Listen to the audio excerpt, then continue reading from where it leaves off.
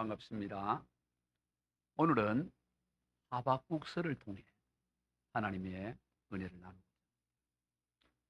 하박국서는 선지자 하박국이 당시 유대 사회 가운데서 벌어지고 있는 온갖 부정과 불의, 악행에 대하여 어찌하여 하나님께서는 그냥 보고만 계시는지에 대한 물음으로 시작이 됩니다.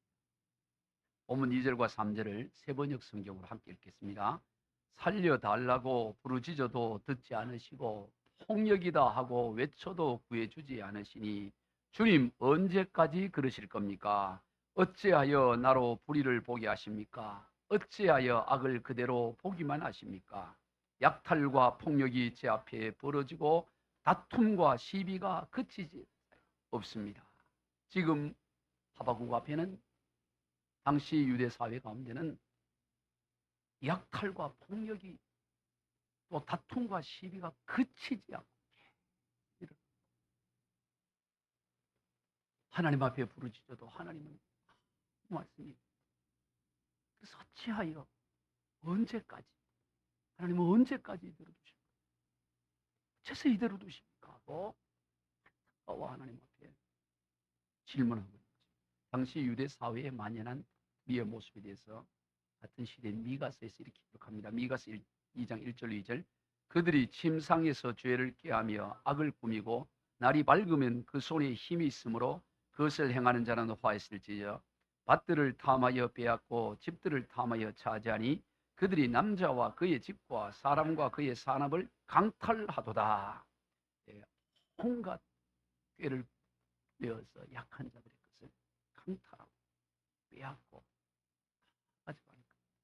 이가 3장 2절로 3절입니다. 너희가 선을 미워하고 악을 기뻐하여 내 백성의 가죽을 벗기고 그 뼈에서 살을 뜯어 그들의 살을 먹으며 그 가죽을 벗기며 그 뼈를 꺾어 다지기를 냄비와 속 가운데서 담을 고기처럼 하는도다. 얼마나 약들이 심한지. 백성의 가죽을 벗기고 뼈에서 살을 뜯어 살을 먹고 뼈를 꺾어 냄비와 속 가운데 곰국 끓이듯이 그렇게 너무너무 악이 강한 악이 그냥 악유까지 찬상. 오늘 본문 4절입니다. 이러므로 율법이 해이하고 정의가 전혀 시행되지 못하오니 이는 악인이 의인을 에워쌌으므로 정의가 굳게 행하였습니다. 악인이 의인을 둘러싸고 율법이 해이해지고 정의가 시행되지 않고 악이 판을 치고 있는 상황. 그런 현실을 놓고 하나님께 부르짖으며 기도를 해도 하나님은 도대체 계속 침묵만 하고 그러니 얼마나 답답하고 견디기 어려웠겠습니까? 도대체 하나님은 언제까지 또 어찌하여 이런 참담한 현실을 가만히 두고 보고만 계십니까? 이렇게 한식하며 묻는 것입니다. 마치 하나님께서 계시지 않는 것과 같고 설령 계신다 하더라도 지금 이런 세상 문제는 별 관심이 없어 보이는 것 같은 그런 현실에 답답함을 느끼고 있는 것이죠. 펼쳐지고 있는 현실의 문제를 보면 도무지 그 가운데서 함께 하시는 하나님의 역사를 볼 수가 없습니다. 답답해. 부르짖고 기도해도 아무런 길이 보이질 않고 현실의 문제는 점점 더 악화만 되고 여러분 오늘 이 시대를 살아가는 우리의 삶 가운데서도 종종 겪게 되는 현실 국가적인 문제이든지 또 개인적인 문제이든지 도무지 하나님의 간섭하심과 하나님의 역사하심이 보이질 않고 느껴지질 않습니다. 그럴 때 우리들도 하박국 선지자처럼 하나님 어느 때까지입니까? 언제까지 있으실 거예요? 하나님 어찌 가만히 보고만 계십니까? 하나님 뭐하고 계세요? 왜 가만히 계세요? 라고 항의성 질문을 하게 됩니다. 여러분 이런 항의성 질문은 잘못된 것일까요? 그렇지 않아요. 도리어 반대입니다. 한번 따라해 보겠습니다. 묻는 것이 믿음입니다. 여러분 이해가 되지 않으면 궁금하면 질문하고 물어야 돼요. 하나님 도대체 왜 이러세요? 아니, 이해가 안 됩니다. 어찌하여 주님 이렇게 가만히 계십니까? 하고 묻는 그 자체가 믿음이라는 거예요. 질문이 믿음이에요. 여러분 이해가 되지 않으면 물어야 합니다. 아기들이 말을 하기 시작하면 자연스럽게 아빠 이건 뭐야? 곧 있으면 우리 어느덧 아빠 이건 뭐야? 이렇게 물을 거예요. 여러분, 아이가 사과를 가리키면서 아빠 이건 뭐야? 라고 이렇게 물으면 응, 그건 사과지. 따라해봐. 사과. 이렇게 천천히 사과 따라하겠죠. 그리고 또 복숭아를 가리키면 아빠 이건 뭐야? 이렇게 물으면 응, 그거는 복숭아야. 한번 따라해봐. 복숭아. 이렇게 복숭아 따라. 그런데 아이가 묻는데 이게 뭐냐라고 묻는데 다 크면 알게 돼. 알게 되겠죠. 세월 지나면. 그런 거 묻지 마. 조금만 더 지나면 알게 되니까 가만히 있어. 그런 부모는 아무도 없겠지요. 오히려 아이가 물으면 오늘 애가 물었다고 이게 뭐냐고 물었다고 부모는 좋아할 것입니다. 여러분, 하나님도 더욱 그러해요. 어떤 물음이든지 묻는 것을 하나님은 크게 기뻐하셔요. 뭐 그까지까지 물어 그러지 않습니다. 이제 물으면 하나님 이거 뭐예요? 왜 이러세요? 이해가 안 됩니다. 하나님. 묻고 또 물어야 돼. 그게 믿음이. 묻는다는 것은 무릎에 답할 것이라는 믿음이 있기 때문에 묻는 거죠. 답에 대한 믿음이었으면 물음 자체도 하지 않습니다. 성도 여러분, 이해가 될 때까지 물으시기를 바랍니다. 해답을 얻을 때까지 묻고 또 물어야 돼요. 또 물어요. 하나님 어느 때까지입니까? 언제까지 이러실 거예요? 왜 가만히 계세요? 도대체 왜 이러십니까? 아니 이게 뭘 의미하는 겁니까? 제게 일어난 일이 어떤 의미입니까? 하고 이렇게 자꾸 귀찮을 정도로 물어요. 애들이요 궁금하면 귀찮을 정도로 묻잖아요. 뭐야 이거 뭐야? 그러므로 오늘 우리는 답을 얻을 때까지 물어야 돼. 그게 믿음이다 했다. 오늘 본문에서 하박국 선지자가 그러했어요. 내가 모르는 하나님의 큰 뜻이 있겠지 하고 그렇게 덮어가진 않았어요. 묻고 또 물었다는 것입니다.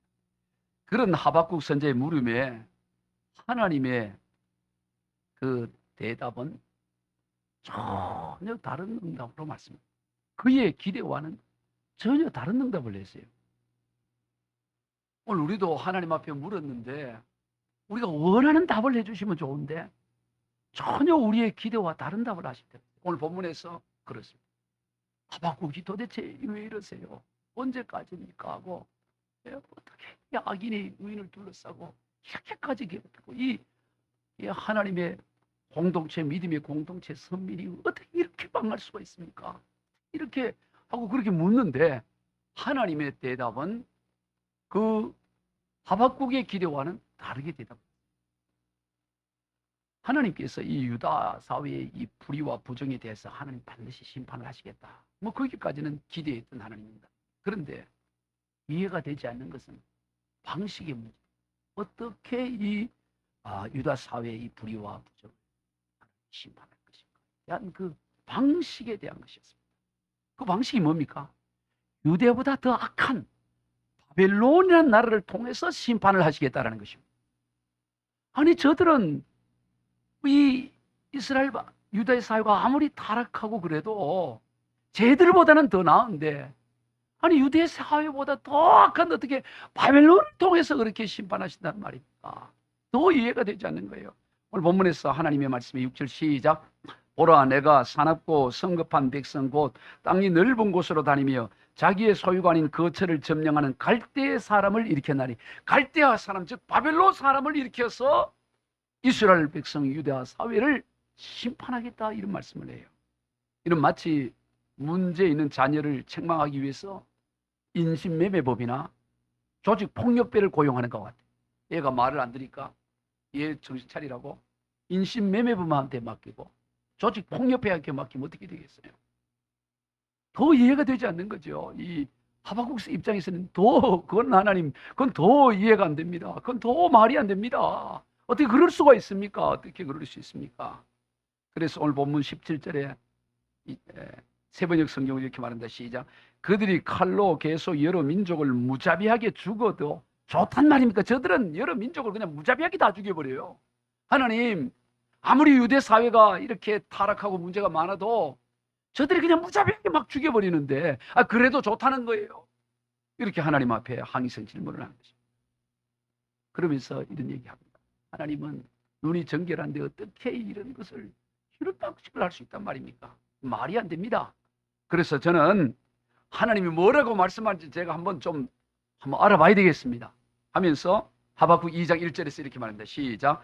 내가 내 파수하는 곳에 서며 성루에 서리라. 그가 내게 무엇이라고 말씀하시는지 기다리고 바라보며 나의 질문에 대해 어떻게 대답하시는지 보리라. 내가 공개적으로 내가 한번 알아보겠다는 겁니다. 하나님이 이 말이 안 되는데 어떻게 아무리 하나님이라고 한들 어떻게 이 더 악한 자를 통해서 이 하나님의 백성의 성리들을 이렇게 심판한다는 것이 이게 말이 되느냐.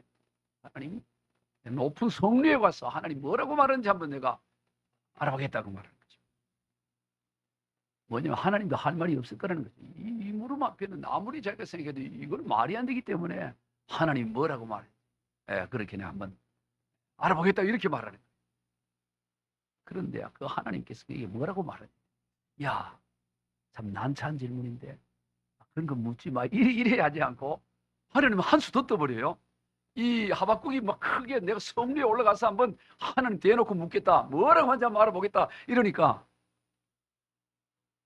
좀 조용해. 답하기 어려운데 이래 하지 않고 하나님 뭐라 그럽니까? 하나님이 뭐라 그러냐면 내가 너에게 말해 주는 것을 판에 선명하게 기록하여 달려가면서도 읽을 수 있게 하라.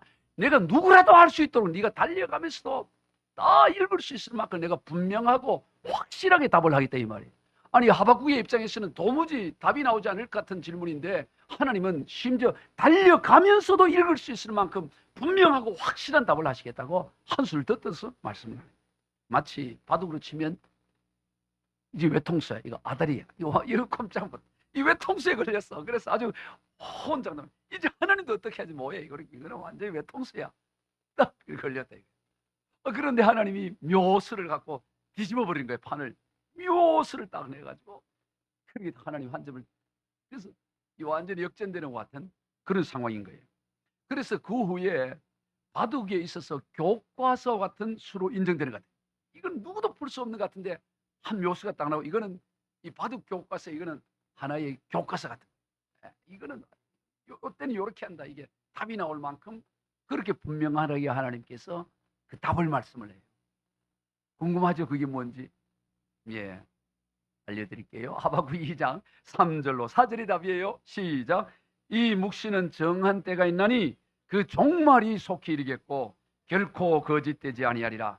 비록 더딜지라도 기다리라. 지체되지 않고 반드시 응하리라. 보라, 그의 마음은 교만하며 그 속에서 정직하지 못하나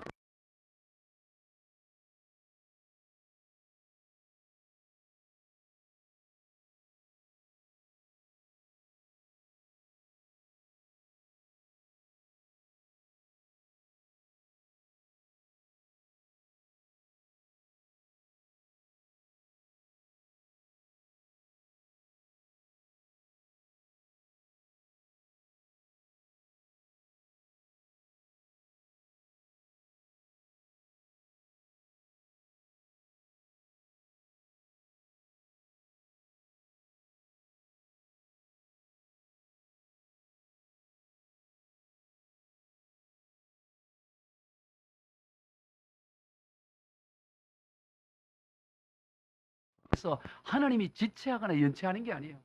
하나님 시간은 지체가 없어요. 우리 생각이 더딘다고 느낄 뿐이지. 그때는 반드시 올 것이고 반드시 이루어질 것이다. 정말 심판의 날이 있어. 이걸 말씀하는 거예요. 여러분 시편 73편에서 아삽의 시에서도 그래요. 이 아삽이라는 사람은 다윗 시대의 그 찬양 단장이었어요. 그런데 그가 도무지 보니까 그 시대 가운데서도 이해되지 않는 게 있어요. 시편 73편 1절로 7절 시작. 하나님이 참으로 이스라엘 중 마음이 정결한 자에게 선을 행하시나 나는 거의 넘어질 뻔하였고 나의 걸음이 미끄러질 뻔하였으니 이는 내가 악인의 형통을 보고 오만한 자를 질투하였음이로다. 그들은 죽을 때도 고통이 없고 그 힘이 강건하며 사람들이 당하는 고난이 그들에게는 없고 사람들이 당하는 재앙도 그들에게 없나니 그러므로 교만이 그들의 목걸이요 강포가 그들의 옷이며 살찜으로 그들의 눈이 솟아나며 그들의 속은 마음의 소원보다 많으며. 이 아삽이 볼 때 하나님은 참으로 마음이 정결하고 그는 선하신데 그 하나님의 선하심과 정결함이 도대체 이 세상 가운데 적용되지 않는 것처럼 보여지고 느껴져서 넘어질 뻔하고 그리고 미끄러질 뻔하고 믿음에서 떠날 뻔할 만한, 도대체 하나님이 살아계신다면 이럴까 하고 자기가 믿음이 미끄러지고 넘어질 뻔했다는 것입니다. 그게 뭡니까? 악인이 너무 잘 되는 거. 악인이 아니 나는 주일 예배도 드리고 이 설 명절인데도 이렇게 가서 예배 드리고 다 하고 네, 어디 놀러나 다니고 네 뭐라 마시라 그렇게 잘 되는 그래 잘 되고 보란 듯이 잘 되고 근데 죽을 때라도 고통이 있어야 되는데 사전에 죽을 때도 아주 편안하게 고통도 없이 죽고 보통 사람이 당하는 고난도 없고 재앙도 없고 그래서 보니까 목걸이가 교만이야. 교만으로 목걸이를 치장하고 강포가 그대로 오시고 그렇다는 거예요. 심지어 얼마나 살이 쪘든지 눈이 솟아날 정도로 이 7절에 살찜으로 그들의 눈이 솟아나고 디륵디륵 살이 쪄요. 소득은 더 이해가 안 되는 건 소득은 마음의 소원보다 많고 한번 띄워주세요. 이 마음의 소원. 아니, 우리는 내가 막 간절히 원해도 잘 안 되는데 원하지 않는데도 또 막 소득이 많아져. 여러분 이거 보면 어때요? 이런 상황이 볼 때 도대체 이게 뭐냐? 얘? 도대체 이게 뭐냐? 그러니까 도대체 하나님이 살아계신 거예요. 실족하고 미끄러질 뻔하네. 그런데 자신의 삶을 보면 73편 14절이에요. 나는 종일 재난을 당하며 아침마다 징벌을 나는 맨날 어려운 거예요. 맨날 어디 쪼달리고 아침에 무슨 위궤양이 있는지 아침에 일어나면 뭐 속이 쓰리고 아침마다 힘들고 도대체 이게 뭡니까? 하나님 이게 뭐 이런 상황인 거예요. 그런데 너무 대두적이잖아요. 도대체 뭘까? 생각을 해보니까 생각할수록 열만 나네. 생각해볼수록 더 마음이 힘들고 더 고통스러워요. 그런데 말이죠. 그런데 반전이 일어나요. 그런데 성소에 들어가서 하나님을 찬양하러 성소에 들어가는 수가 깨닫는 게 있어. 그게 뭡니까? 종말이 있다는 거예요. 종말. 아, 심판이 있는구나. 이 세상이 전부가 아니구나. 오늘 10편 73편 16절이야. 시작. 내가 어쩌면 이를 알까 하여 생각한지 그것이 내게 심한 고통이 되었더니 하나님의 성소에 들어갈 때야 그들의 종말을 내가 깨달았나이다. 주께서 참으로 그들을 미끄러운 곳에 두시며 파멸에 던지시니 그들이 어찌하여 그리 갑자기 황폐되었는가 놀랄 정도로 그들을 전멸하였나이다. 마지막이 심판의 종말을 깨닫고 나니까 하하 이게 아니었구나. 나는 그저 이 세상 보이는 게 이게 전부인 줄 알았는데 이게 전부가 아니었구나. 종말이 있구나. 심판이 있구나. 그걸 깨달았다는 것입니다. 여러분 보이는 세상이 전부가 아니. 할렐루야. 나타나 보이는 현상이 전부가 아니라고요. 종말이 있다는 걸 기억해. 종말. 하나님의 심판의 날이 있다. 이걸 깨달아야 돼. 어떤 사람이 돼지를 도축장으로 도살장으로 몰고 가는데 돼지들이 다 꼬리를 막 살랑살랑 흔들면서 그 사람을 따라가요. 그 도축장으로 가면 이제 삼겹살 되는데 돼지들이 절절절 따라. 신기하다. 어디 돼지들이 저래 죽으러 가는데 그렇게 이렇게 꼬리를 흔들면서 막 절절절절 따라갈까? 강아지처럼. 그래서 그 사람한테 물은 거예요. 아니 어떻게 돼지들이 도축장으로 가는데 저렇게 그냥 따라옵니까? 자기 손을 피하면서 보여. 손에 뭐가 있었냐면 콩이 있는 거예요. 콩. 내가 앞에 콩을 이렇게 뿌리면 돼지들이 그거 주워 먹느라고 절절절절 따라온다는 거예요. 터쳐가지고 콩을 줄줄 뿌려. 그래갖고 가서 목살도 되고 삼겹살 되고 그래. 여러분 오늘 우리 인생도 마찬가지예요. 우리 인생 앞에도 보면 이 콩과 같은 그런 미혹의 거리들을 우리가 세상 가운데 따라가는 것입니다. 부와 명예와 자랑과 쾌락이라는 세상이 주는 달콤한 콩과 같은 것을 주워 먹는 재미로 그러면서 어디로 가냐? 멸망으로 가는 거예요. 멸망.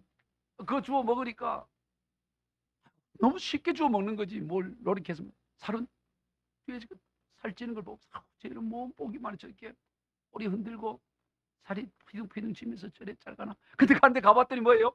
도축장이야. 멸망의 자리로 간다고.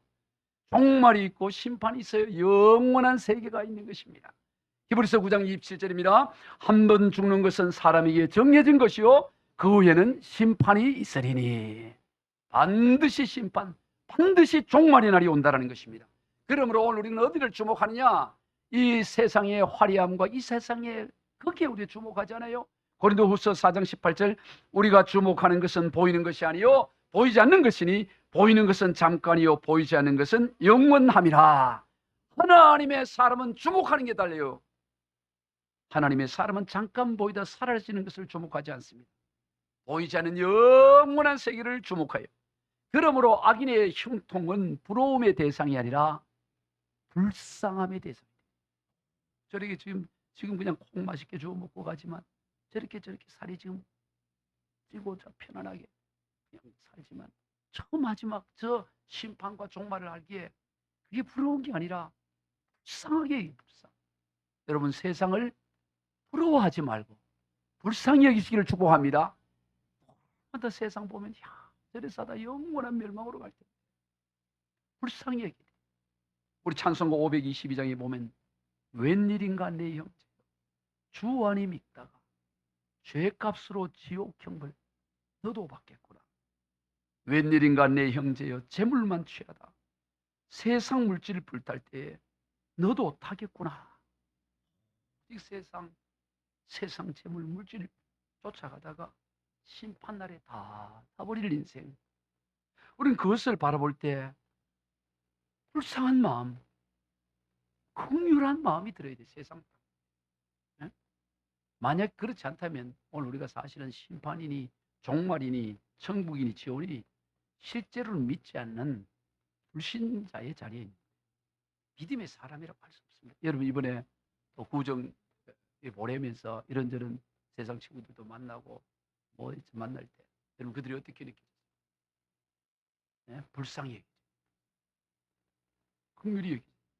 만약 오늘 우리에게 누군가에 대한 안타까운 하나님을 알지 못하는 백성에 대한 긍휼한 마음이 없다면 그걸 얘기해요. 하나님 제게 세상 사람들을 향한 안타까운 마음을 주시옵소서. 하나님 세상을 부러워하는 마음이 아니라 세상을 불쌍히 여기는 마음을 주시옵소서. 그 마음이 우리 가운데 있어요. 또 불쌍하게 여겨야 돼요. 이게 단 줄 알고 살아가는 인생들 보면서 여기고 긍휼하게 여기고 하늘 모르고 악을 해보고 이 땅이 단지라고 하나님 다 보고 계시는데 그거 보고 여가 다한 줄 알고 온갖 악을 행하는 걸 봤을 때 너무 안타까워 여기고 그 마음을 달라고 우리가 기도해야 된다. 다음으로 오늘 본문에서 현실 문제를 놓고 질문하는 하박국 선지자에게 하나님께서는 의인은 믿음으로 사는 것이다. 지금 상황이 어떻고 여건이 어떻고 그걸로 사는 사람이 아니야. 하나님의 사람은 뭐로 사냐? 믿음으로 산다. 오늘 하박국 2장 4절입니다. 시작. 보라 그의 마음은 교만하며 그 속에 정직하지 못하나 의인은 그의 믿음으로 말미암아 살리라. 이것은 기독교 복음의 가장 핵심이에요.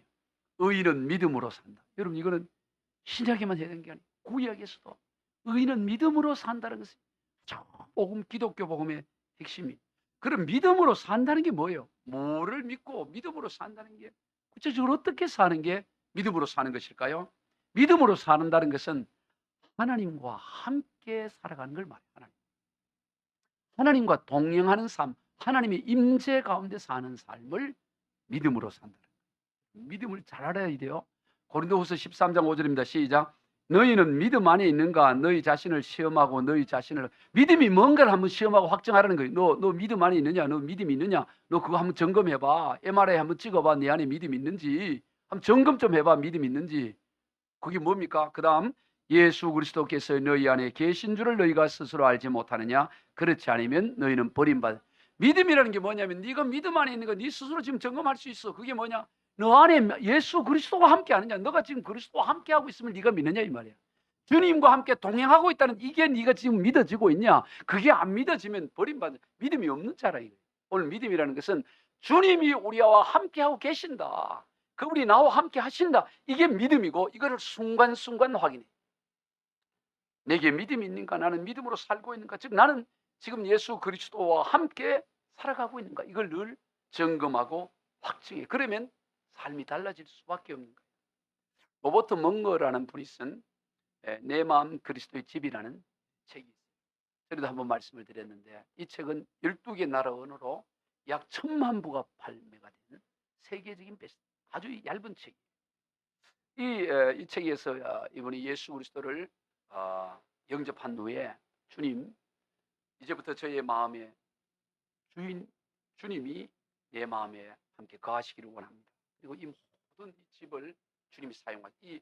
여기에서 내 마음, 그리스도의 집이라는 것은 뭐냐면 우리의 마음이 주님이 거하는 집이라는 거예요. 그러면서 주님, 저희의 집, 주님의 집, 이 내 마음을 주님이 온전히 이렇게 다스리고 저를 인도해 주십시오. 이렇게 이제 기도를 하고, 그리고 이 집에 있는 곳곳 구석구석을 이렇게 예수님한테 이렇게 소개를 해줬어요. 제일 먼저 어디를 소개하냐면 서재, 마음의 서재. 마음의 서재라는 것은 통제실과 같은 거예요. 생각, 모든 걸 통제. 거기를 이제 주님 서재. 주님하고 갔더니 서재 안에 이 책장이 있는데 책장에 책들이 쭉 있는데 주님이 보시기에는 좀 부끄러운 책들이 그 몇 권이 꼽혀 있는 거예요. 또 이게 이 벽에 보니까 서재 벽에 보니까 그 주님이 보기에 좀 민망한 그림들, 얄시리한 그런 그림들이. 그래서 부끄러우니까 이 주님 이거 떼고 이거 그 치우는 거예요. 치우고 주님이 이 책장에 성경책을 이렇게 꽂게 하고 거기에 주님의 초상화를 이렇게 걸게 벽에 걸게 하는 거예요. 그리고 어디로 가느냐? 이번에 이제 두 번째로 식당으로 가는 식당.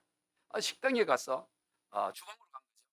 주방에 가서 이제 식사를 하기 위해서 같이 하는 거예요. 그래서 예수님 물어요. 오늘 저녁 메뉴가 뭐냐? 이렇게. 그랬더니 뭐라고 대답하냐면, 제가 좋아하는 음식은 돈, 학위, 증권 이런 게 제 주식이고 반찬으로는 명성과 행운에 관한 신문 기사들 이게 이제 제 반찬입니다. 이렇게 얘기하는 거예요. 그랬더니 예수님이 아무 말씀도 하지 않고 그 이제 차려놓은 음식을 먹지도 않는 거야. 이 눈치가 이상. 그래서 뭐라 그러냐면, 주님 차려놓은 음식이 마음에 안 드십니까? 뭐 잘못됐습니까? 이러니까 예수님이 나에게는 너가 모르는 양식이 있다. 나의 양식은 나를 보내신 이의 뜻을 따라야 하는 것이다. 그러면서 하시는 말씀이 진정으로 만족스러운 음식을 네가 원한다면 하늘에 계신 아버지의 뜻을 따라야 해라. 그분이 기뻐하는 것을 네가 좋아하는 것보다 언제나 앞서거라. 너의 야망이나 욕망 그리고 너 자신의 만족을 구하는 것을 중지하거라. 그분을 기쁘게 하도록 힘쓸 때 바로 그 양식이 너를 만족하겠다 하면서 주님이 이제 만든 양식을 딱 이게 주는 거예요. 한 숟갈을 먹었는데 너무 맛있는 거야. 이런 맛이었군요. 그러면 그 전에 내가 먹던 양식 이거는 버릴게요. 이렇게 한 거예요. 세 번째 어디로 갔냐? 이제 거실로 가는 거죠. 이 다 마음 안에 있는 내용. 거실로 갔는데 거실은 어떠냐면 벽난로가 있고 푹신푹신한 의자가 있고 책장들이 있고 소파가 너무 아늑한 거예요. 그 예수님도 보니까 표정이 너무 좋아 보여. 아주 예수님도 좋아서 하시는 말씀이 여기는 정말 좋은 방이구나. 이 방에 자주 오도록 하자.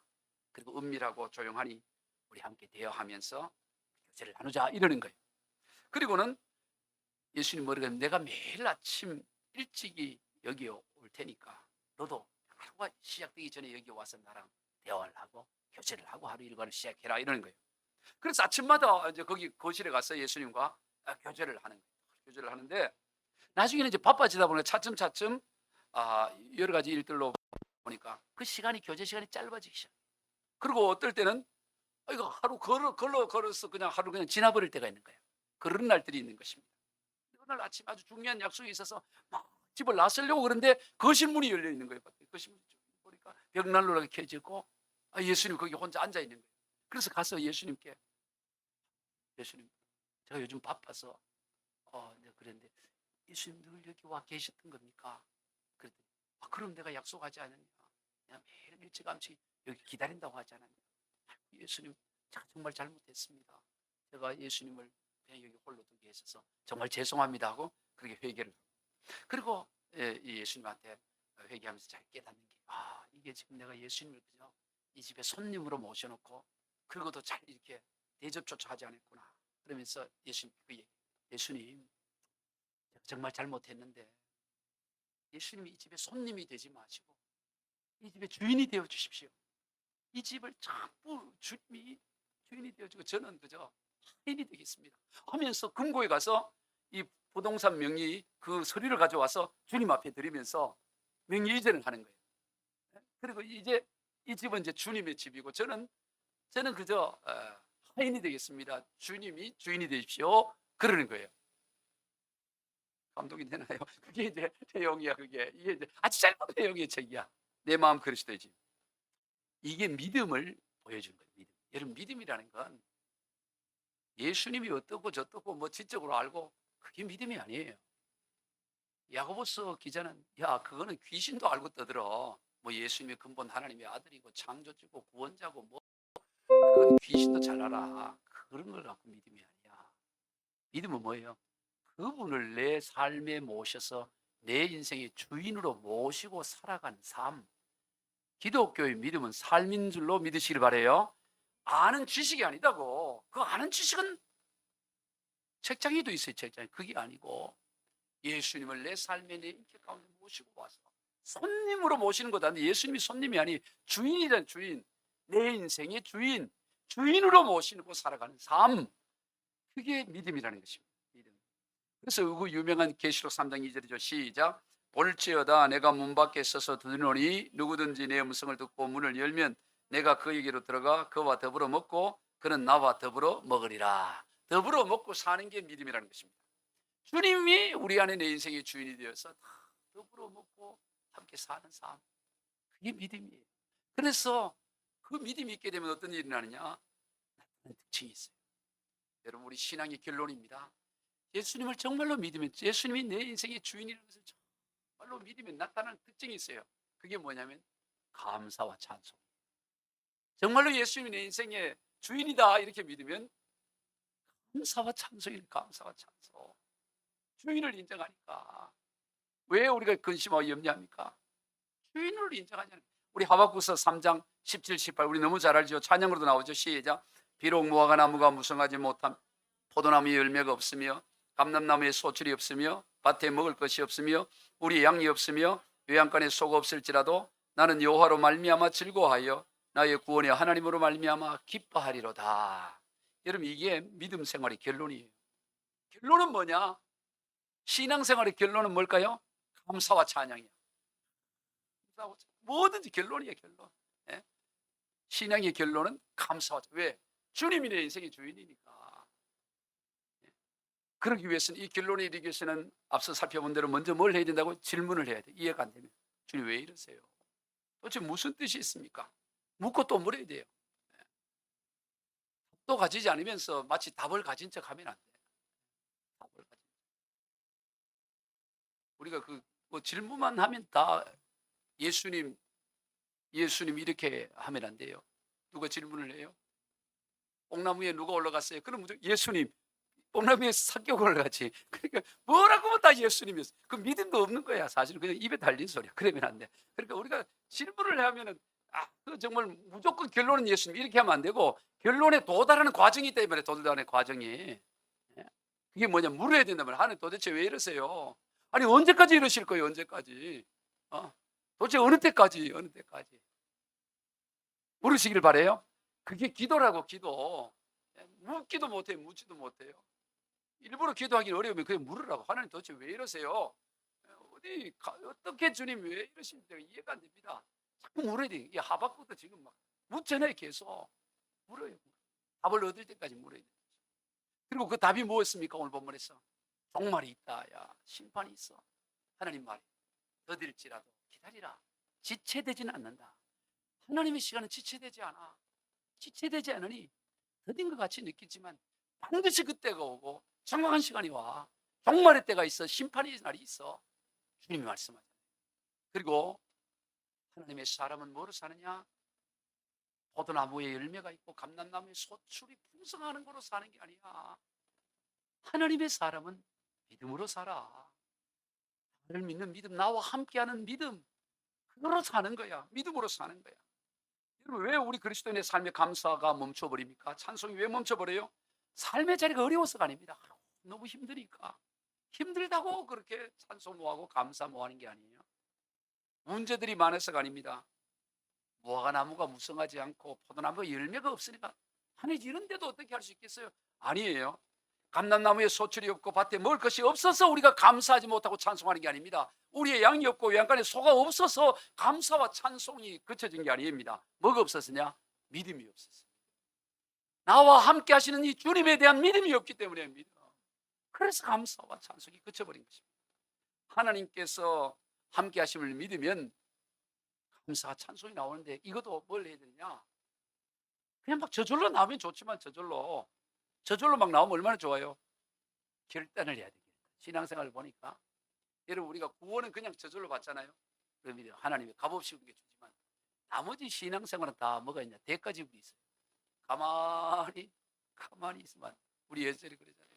감 나오면 가만히 벌리고 감 떨어질 때가 기다리면, 감이 입에 안 떨어지고 눈에 떨어지거나 귀에 떨어진다. 가만히 있으면 안 돼.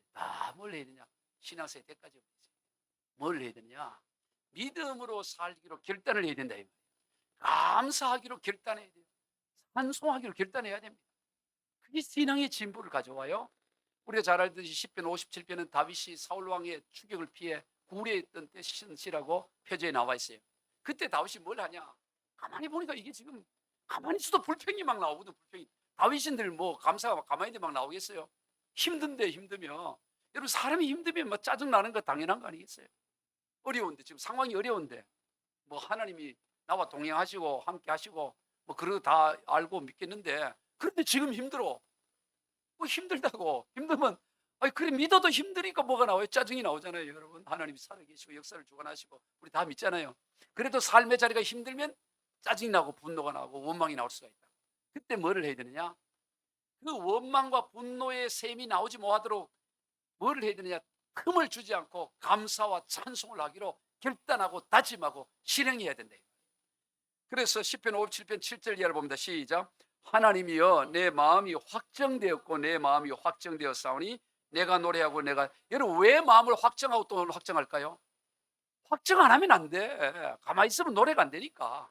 아니, 가만히 있으면 막 노래되고 찬송하면 뭐 확정질 거 뭐 있어. 가만히 있어도 룰루랄라 막 노래가 나오는데, 근데 지금 동굴 속에 있는데 룰루랄라 찬송이 나오겠냐고. 하나님을 믿는다 한들 지금 힘든데, 당장 힘든데. 그래서 뭘 하냐? 한 번 더 하면 될 텐데 한 번 갖고 안 돼. 확정하고 또 확정. 이런 반복을 말합니다. 따지고 마음 다지고 또 다집니다. 뭐 하기로? 이를 물더라도 나는 노래하고 찬송하겠습니다. 찬송하겠습니다. 결단을 한단 말이에요. 그 다음 8절 시작. 내 영광과 깰지어다 비파야 수고마 깰지어다. 내가 새벽을. 왜 새벽에 깨울까요? 새벽부터 틈을 주지 않으려고. 새벽 지나고 밥 먹다 보면 또 음악이 나오거든. 그러니까 새벽부터 내가 온 것 다 동원해서 막 찬양을 하는 거야. 하나님 앞에 틈을 안 주려고. 원망과 불평이 틈을 가지 않도록. 여러분, 하나님을 우리가 믿는다고 해서 그냥 감사와 찬송이 나오는 게 아닙니다. 우리가 결단하고 그 원망과 불평이 나오지 않을 틈을 막아야 되는 것입니다. 9절 시작. 주여, 내가 만민 중에 주께 감사하며 문나라 중에서 주를 감사와 찬송을 하겠다고 마음을 확정하고 또 확정하고 새벽부터 그냥 틈 주지 않고 그렇게 살아요. 할렐루야. 말씀을 정리합니다. 오늘 우리가 하나님께 이해되지 않을 때, 답답할 때, 믿음 있는 척 가만히 있지 말고 답답할 때 소리 지르고 하나님 부르짖고, 도대체 왜 그러세요 하나님? 뭘 깨닫게 좀 해주세요. 내가 뭘 잘못했으면 잘못했다고 물어야 돼. 항의성으로 물어. 아멘. 항의성. 하나님 앞에 항의하는 건 전혀 하나님이 얘봐라 이거 이러지를 않아. 좋게 뭐라도 물어야 돼. 하나님 왜 이러시냐고 묻는 게 믿음이에요. 하박국이 막 묻잖아요. 그리고 하나님 답을 받아요. 뭐 할 때까지? 답을 얻을 때까지. 하나님의 답이 뭡니까? 때가 있다. 절대 지체하지 않아. 지체하지 않아. 더딘 것처럼 느끼지만 그때가 정확한 거야. 지체하지 않고 때가 있어. 종말의 시간이 있어. 심판이, 그 모든 것을 신원할 날이 와. 이 모든 것을 다 풀어질 그날이 와. 좀 기다려, 이 얘기는 안 돼. 아멘. 하나님의 시간은 절대로 지체하지 않아요. 왜 이렇게 길어요? 왜 이렇게 언제까지 하나님 왜 이러세요? 하나님 대답은 좀 기다려. 지체야. 내 시간은 지체한 시간이 없어. 좀 늦은 것 같지만 지체. 그다음 뭐예요? 너 믿음으로 사는 거야. 나와 함께 사는 거야. 나와 함께 길 가는 거야. 그게 믿음이야.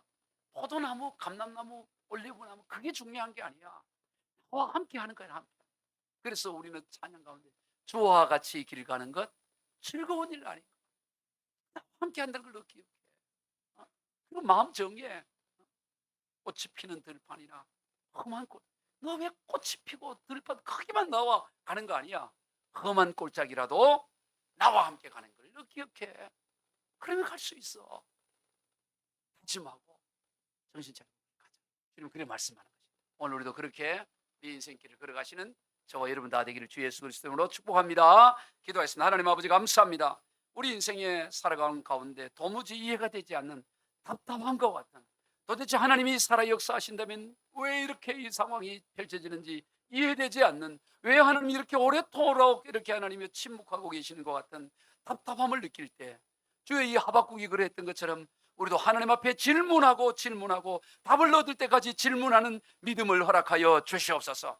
그리고 하나님의 기다리라는 말씀, 때가 반드시 이를 것이고 더딜지라도 지체하지 않는다고 하시는 주의 말씀을 기억하게 하여 주시고, 언제나 주님과 동행하는 믿음으로 살아가서 그렇게 살기로 결단하며 나가는 우리 모두가 되게 하여 주시옵소서.